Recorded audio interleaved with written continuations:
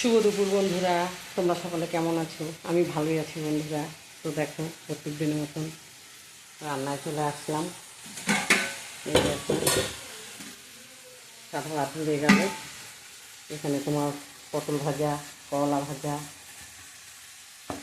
এখানে করছি তোমার হচ্ছে এত সবজি দিলেই এমনি মশলা দিয়ে মাছ একদম লাল লাল ঝাল ঝাল করে মাছ মাখা। আর এখানে মাছ ভাজা খাবে, মাছ ভাজা রাখলাম। আর এখানে বসিয়েছি বন্ধুরা, দেখো মাংস। আমার ছেলে মাছ খায় না, মুরগির মাংস খায়।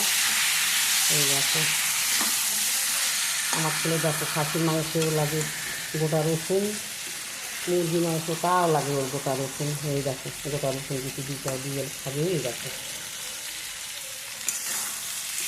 খাসির মাংস ভালো লাগে, ও খাসির মাংসতেও খাবে, আমার মুরগির মাংসের মধ্যেও খাবে।